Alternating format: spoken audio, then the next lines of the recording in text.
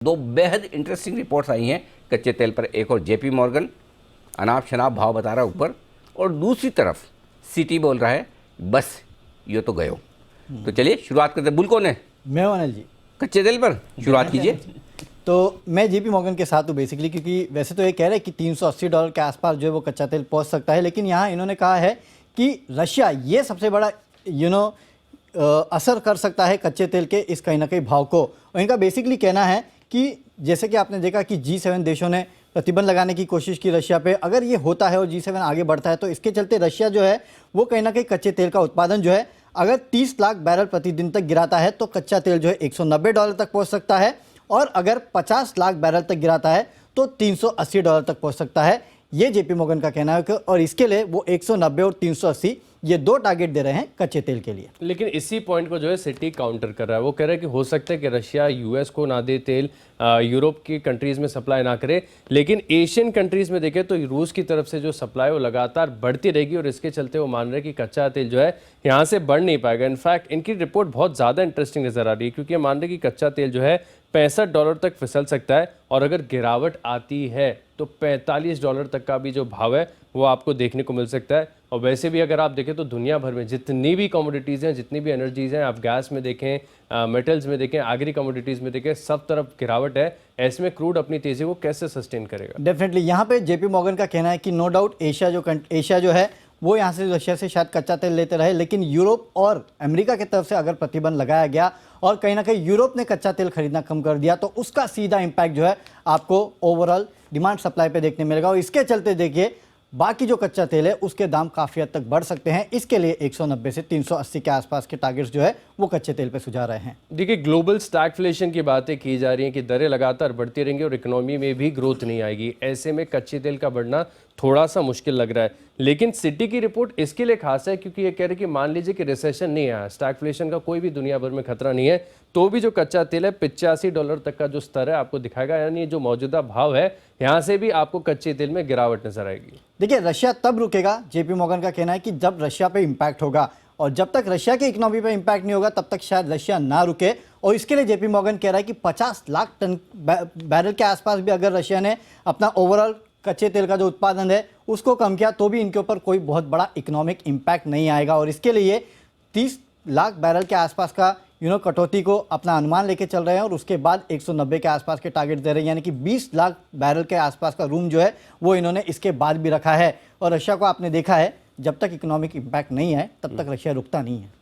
लेकिन इनकी रिपोर्ट जो है बहुत डिटेल्ड है। इनफैक्ट मेरे पास दोनों ही रिपोर्ट है, जेपी मॉर्गन भी है, सिटी भी है, और सिटी की रिपोर्ट बहुत ज़्यादा डिटेल्ड है। सबसे पहले ये कह रहे कि देखिए मांग की बात मैं लगातार आपको करते जा रहा हूँ। इसके अलावा कह रहे कि जो डॉलर में मजबूती आ रही है, क्योंकि कमोडिटीज़ और डॉलर इंडेक्स का इन्वर्स कोरिलेशन होता है, डॉलर में मजबूती आएगी तो क्रूड अपने गेंस को जो है सस्टेन नहीं कर पाएगा। और जो सबसे बढ़िया बात इस रिपोर्ट में मुझे नजर आई, मैं आपको बताता हूँ कि इन्होंने प्रोबेबिलिटी दे दी है कि किस हद तक जो है क्रूड जा सकता है। तो 65 से $45 के बीच की प्रोबेबिलिटी इन्होंने जो कैलकुलेट की है, इनके अनुसार जो एस्टिमेट्स हैं ये 10% प्रोबेबिलिटी है। $85 की, जो कि अभी के भाव से भी देखें तो काफ़ी अच्छी गिरावट, रीजनेबल गिरावट है, 50% प्रोबेबिलिटी है। और $120 की जो प्रोबेबिलिटी है केवल और केवल 30% है, यानी ज़्यादा प्रोबेबिलिटी अगर आप देखें तो $85 के आसपास है, और 65 से 45 के बीच में 10% की प्रोबेबिलिटी है।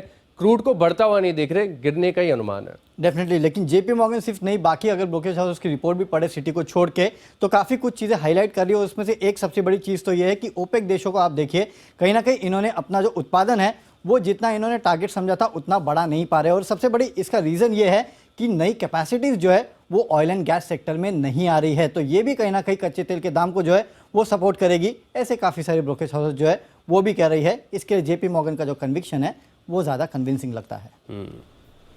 ओके, तो ये है आपके लिए जेपी मॉर्गन का टारगेट है पहले 190। अगर 30 लाख बैरल की कटौती की रशिया ने तो 190, 50 लाख बैरल की कटौती की तो 380। तो इसका फैसला तो पुतिन साहब ही करेंगे। हाँ। राइट, 190 और 380 होगा या 65 या 45 होगा, राइट।